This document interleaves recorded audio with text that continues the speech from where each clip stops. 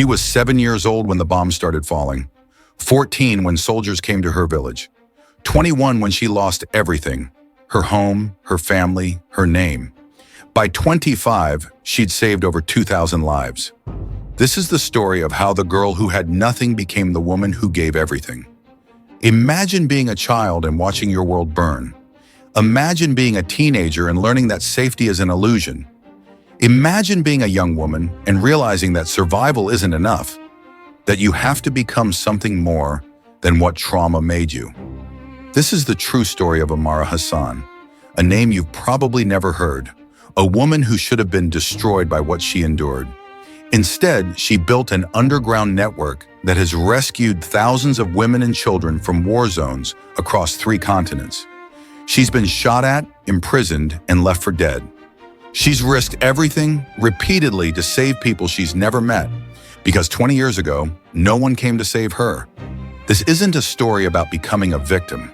It's a story about the moment you decide that your pain will not be wasted, that your trauma will not define you, that the worst thing that ever happened to you can become the reason you change the world. Stay with me for the next 27 minutes, because Amara's journey from refugee to rescuer will show you something powerful about the human spirit. Sometimes the people who've been broken the most become the ones who rebuild everything.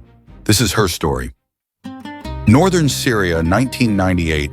Amara Hassan was 7 years old the first time she heard bombs. She was in the garden behind her family's home in Aleppo, playing with her younger sister Layla, when the ground shook. The sound came after, a deep rolling thunder that made her teeth rattle. Her mother rushed outside, grabbed both girls, pulled them into the house. "Stay away from the windows," she said. Not panicked, just tired, like she'd been expecting this. That was Amara's first lesson about war.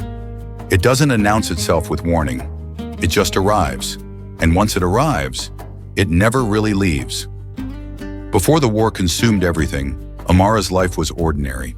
Beautifully, wonderfully ordinary. Her father owned a small bakery. Every morning at 4 a.m., Amara would wake to the smell of fresh bread. Sometimes she'd go downstairs and watch him work, his hands moving with practiced precision, shaping dough, telling her stories about his own childhood. "You're going to do great things, Habibti," he'd tell her. "You're smart, brave. You have your mother's fire and your father's stubbornness. Nothing will stop you." Amara believed him. At 7, at 10, at 12. She believed that the future was limitless. She wanted to be a doctor, spent hours reading medical books borrowed from the local library, memorized anatomy, asked endless questions of Dr. Khalil, their elderly neighbor who'd practiced medicine for 40 years. "Why do you want to be a doctor?" Dr. Khalil asked her once. "Because people are broken," Amara said simply, "and I want to help fix them." She had no idea how literally she'd end up living that answer. Amara's family was her world, close-knit, loving, the kind of family that made ordinary moments feel sacred. Friday dinners where everyone gathered, aunts, uncles, cousins, talking, laughing, arguing about everything and nothing. Her mother's voice carrying over everyone else's, telling stories that made people cry from laughing. Her father teaching her to play chess, letting her win at first, then making her earn every victory as she got better. "Life doesn't let you win just because you're trying hard," he'd say. "You have to be smart and persistent." Her little sister Layla, 6 years younger, following Amara everywhere. "When I grow up, I want to be exactly like you," Layla would say. "No," Amara would tell her. "When you grow up, be better than me." These moments, these ordinary, precious, irreplaceable moments. Amara didn't know she was supposed to memorize them. Didn't know she'd spend the rest of her life trying to remember exactly how her father's laugh sounded or the precise shade of her mother's eyes. You never know which ordinary day will be the last one. The war crept in slowly, then all at once. Political tensions Amara didn't understand. Adults whispering, news broadcasts that made her parents' faces tight with worry. More bombings, more checkpoints, more soldiers in the streets. By the time Amara was 12, normal had redefined itself.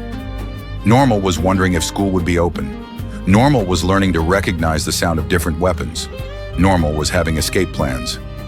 "If something happens," her father told her one night, his voice serious in a way that scared her. You take Layla and you run. You understand? You don't wait. You don't look back. You run. What about you and Mama? We'll find you. We always find you. But you have to promise me you protect your sister, no matter what. I promise, Baba. She was 13 when she made that promise. 14 when she had to keep it. The night everything ended. It happened on a Tuesday. Amara would always remember that detail. A Tuesday, which meant tomorrow would have been garbage collection day. Such a stupid, ordinary thought to have while your world ends. The soldiers came at 2 a.m. Amara woke to shouting, boots on stairs, her mother's voice sharp with fear. Her door burst open, her father pulling her out of bed. Go, now! Layla's room, the window, go! Amara ran, found Layla already awake, crying silently, grabbed her hand. They went to the window, their escape route, the one Baba had made them practice. Below in the street, soldiers were dragging neighbors from their homes. Amara saw Mrs. Aboud, the woman who taught her to sew, being shoved into a truck, saw young men lined up against walls. Where's Mama? Layla whispered. Amara heard her mother screaming, her father's voice pleading, then a gunshot, then silence. We have to go, Amara said. Her voice didn't sound like her voice. Now! They climbed out the window, dropped to the alley behind their house, ran. Behind them, their home, their whole world disappeared into the night. For 2 weeks, Amara and Layla survived in the ruins of Aleppo. Amara was 14. Layla was 8. They hid in bombed-out buildings, ate scraps, drank from broken pipes. Amara kept them alive through resourcefulness and sheer will. When Layla cried, Amara held her. When Layla was too hungry to move, Amara carried her. When Layla asked about their parents, Amara lied. They're coming, they'll find us, just hold on a little longer. But at night, when Layla finally slept, Amara would let herself feel it. The certainty that her parents were gone. The knowledge that she was now responsible for keeping Layla alive. She was 14 years old, and she was terrified. The camp. A kind stranger finally helped them reach a refugee camp at the Turkish border. 200 families crammed into a space meant for 50. The camp was its own kind of hell. Not the violent hell of bombs and soldiers, but the grinding, hopeless hell of waiting for food distribution, waiting for medical care, waiting for news about relatives, waiting for asylum applications that might never be processed, waiting to exist again. Amara enrolled Layla in the camp school, a tent where volunteer teachers tried to give kids some semblance of normalcy. She took whatever work she could find, cleaning, hauling water, translating for aid workers. At night, in the tent they shared with 3 other families, Amara would tell Layla stories, made-up adventures about brave girls who saved kingdoms, about sisters who protected each other, about happy endings. Layla would fall asleep smiling. Amara would lie awake, wondering if she'd ever believe in happy endings again. They spent 7 years in that camp, 7 years of limbo, of watching childhood slip away in a place that wasn't home, wasn't safety, wasn't a future. Amara learned Turkish, then English, studied everything she could get her hands on. Aid workers would bring books. Amara devoured them, medical texts, history, language guides. She volunteered at the camp medical clinic. Dr. Naveed, a Pakistani physician with Doctors Without Borders, took her under his wing. You have a gift, he told her, natural instinct for diagnosis, steady hands, and something else. You genuinely care. That's rarer than you'd think. I want to be a doctor, Amara told him, like I always wanted, but I don't know how. I have no money, no papers, no way out of here. Dr. Naveed looked at her seriously. You'll find a way. People like you, people who've survived what you've survived, you don't let obstacles stop you.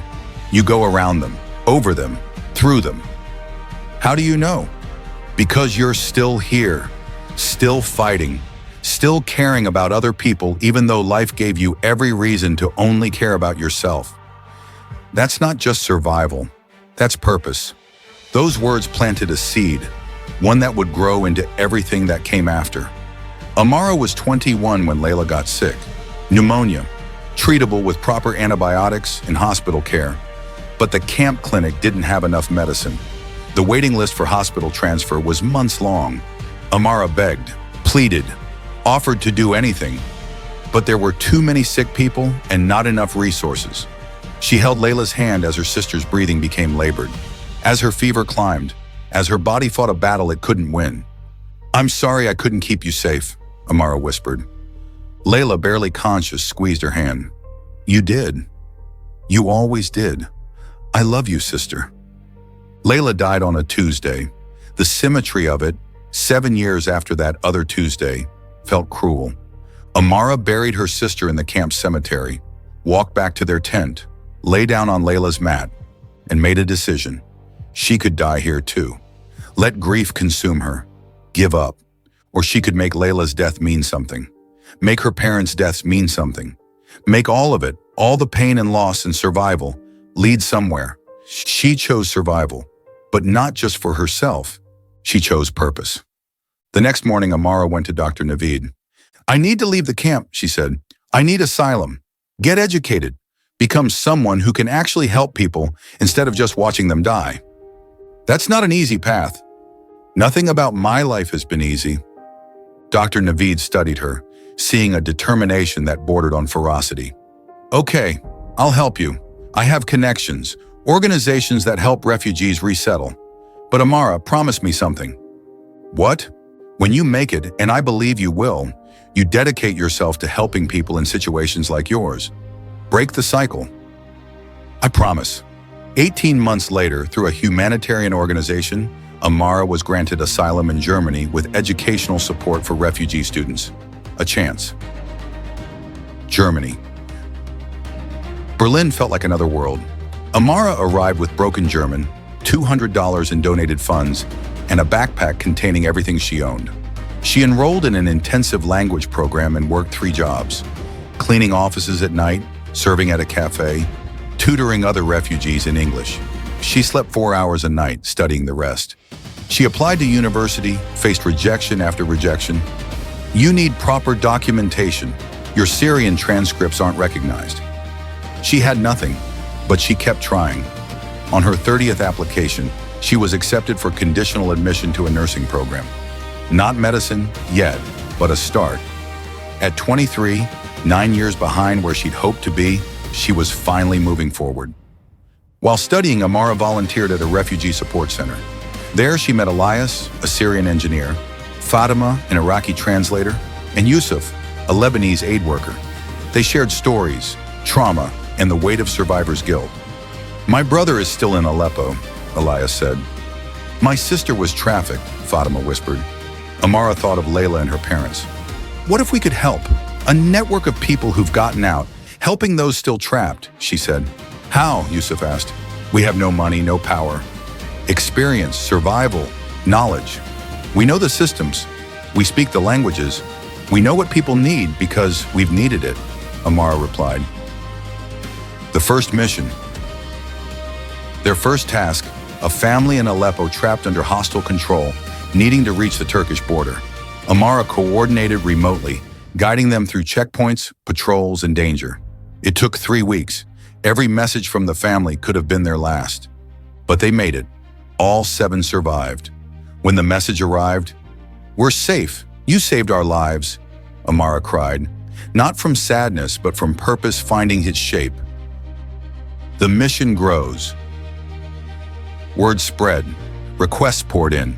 A teenager escaping forced recruitment, a woman fleeing domestic violence, orphaned siblings. Each mission required creativity, courage, and impossible choices. Amara navigated bureaucracy, forged documents when necessary, and took risks no one should. "You're going to burn out," Dr. Naveed warned. "I know," she said, "but I can save someone, and someone is enough." The work took everything. Amara dropped out of nursing school. She stopped sleeping properly. Eating became irregular. Her health suffered. "You're going to kill yourself," Fatima warned. "I can't stop," Amara replied. "Every person I save is Layla.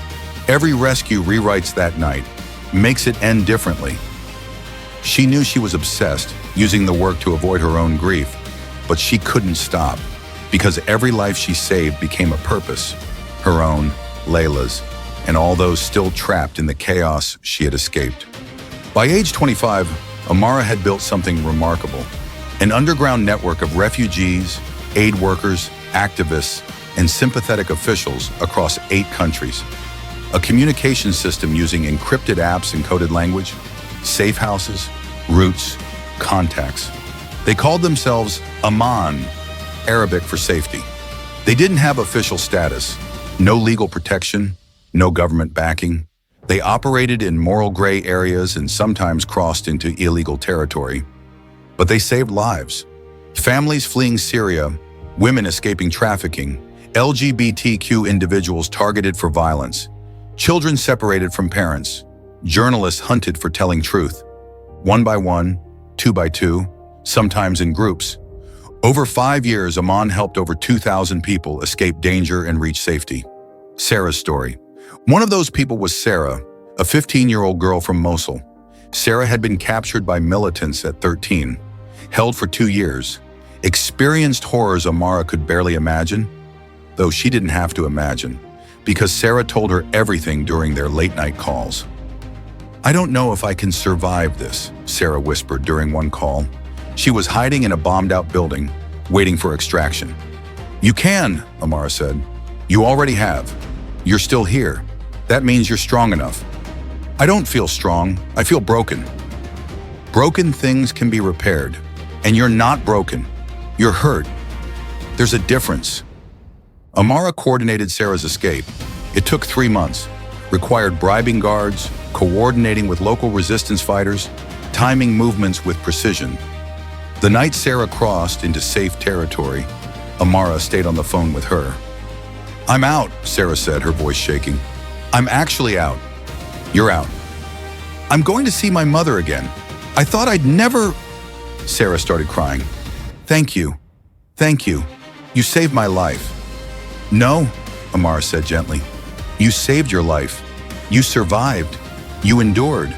You fought. I just opened a door. You walked through it." Years later, Sarah would become a doctor, would dedicate her practice to treating trauma survivors, would tell anyone who'd listen about the woman who'd given her a second chance. Not every mission succeeded. There were failures, people Amara couldn't reach in time, families torn apart, rescues that went wrong. And there were close calls where Amara herself nearly died. The time she entered a conflict zone to personally guide a family out and got caught in crossfire. Spent 3 days hiding in a basement while fighting raged above. The time corrupt officials discovered her network and she spent a week in detention, being interrogated, threatened, told she'd be charged with human trafficking. The time she was shot, a bullet grazing her shoulder, while helping a group cross a hostile border at night. Each incident left scars, physical and psychological. "You need to stop," Elias told her after the shooting. "This is going to kill you." "Maybe," Amara said, "but at least I'll die doing something that matters." "That's not noble. That's suicidal." "It's both." Eventually, legitimate humanitarian organizations noticed Aman. Some tried to shut them down. "You're operating outside legal frameworks. You're endangering people. You're making things worse." Others reached out, offered support, resources, protection. A major international NGO approached Amara. "We want to partner with you, make this official, give you funding, legal backing, infrastructure." "What's the catch?" "You have to follow our protocols, work within international law, accept oversight." Amara considered it. More resources meant helping more people, but it also meant bureaucracy, delays, saying no to cases that didn't meet criteria. "I'll think about it," she said. She spent a week agonizing over the decision. Finally called Dr. Naveed. "What should I do? What does your gut say?" "My gut says take the partnership. My heart says keep doing it our way." "Then you already know the answer," Dr. Naveed said. "Follow your heart. You've gotten this far on instinct and determination. Don't abandon that now." Amara declined the partnership, kept Aman independent. It meant fewer resources, more risk, harder work. But it also meant freedom to help people that official organizations couldn't or wouldn't. By age 28, Amara had saved over 2,000 lives. She'd also destroyed her own health. Chronic stress, PTSD that went untreated, physical injuries that didn't heal properly. She had no permanent home, no romantic relationship, no children, few close friendships outside her network. She'd sacrificed everything normal people had, stability, security, peace, for a mission that consumed her entirely. "Do you ever regret it?" Fatima asked her one evening. Amara thought about it honestly. "Sometimes, I think about what my life could have been. Doctor, wife, mother, normal things, safe things. But then I think about Sarah, about the family in Aleppo, about the 2,000 people who are alive because of what we do. And I realize I can't regret that, even if it cost me everything." "What would Layla think?" Amara smiled sadly. "She'd tell me I'm an idiot for working myself to death, and then she'd help me plan the next rescue." The interview, a journalist found Amara, wanted to tell her story, make Amman public. "People need to know what you're doing." Amara refused at first. "Publicity endangers the work, makes us targets."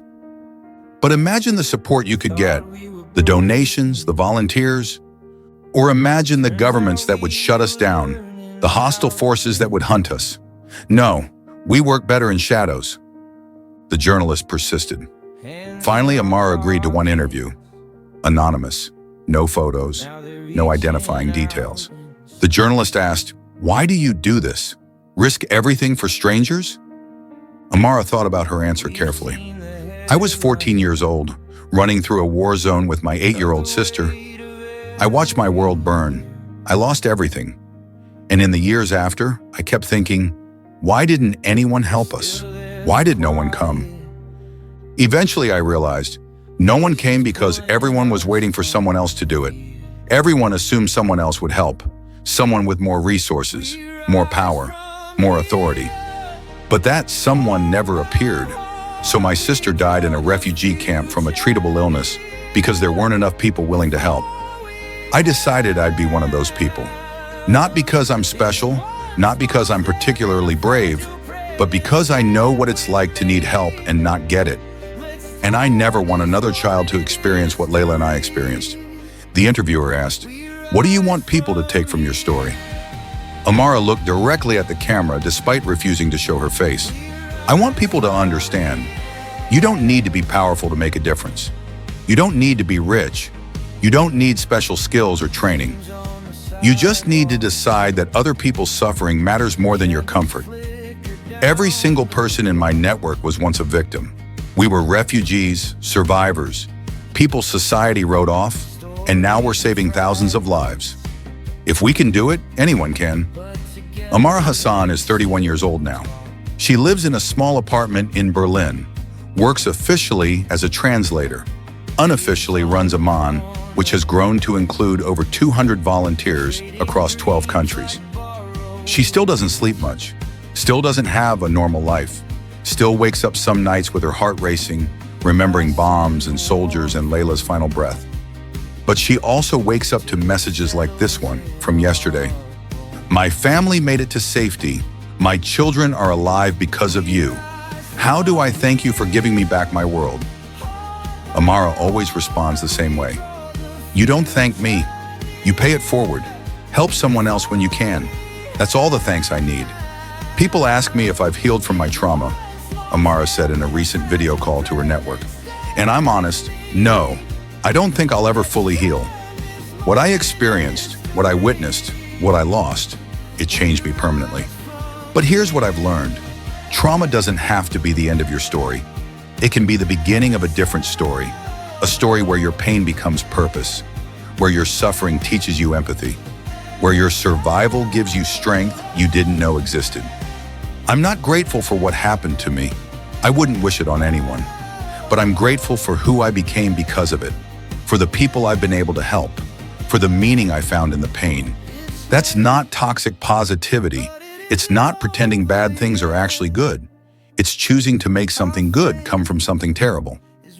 It's deciding that the worst thing that ever happened to you won't be the last thing, that there's another chapter, that you get to write what comes next. For you, maybe you've never been a refugee, maybe you've never experienced war or violence or displacement, but everyone has trauma, everyone has pain, everyone has moments where life broke them and they thought they couldn't continue. Amara's story teaches us something powerful. What breaks you can also make you. Not because suffering is good, not because pain is valuable, but because you get to choose what you do with it. You can let it consume you, define you, destroy you, or you can transform it into something that helps other people, into empathy, into purpose, into a mission that gives meaning to the meaninglessness. You don't have to start an international rescue network. You don't have to risk your life, but you can decide, will my pain make me bitter or better? Will my trauma make me cruel or compassionate? Will my suffering teach me to close my heart or open it?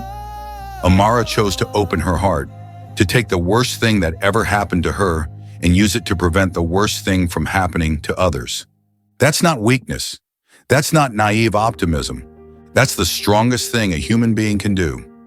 Subscribe to the true stories that change lives if you want more stories like Amara's.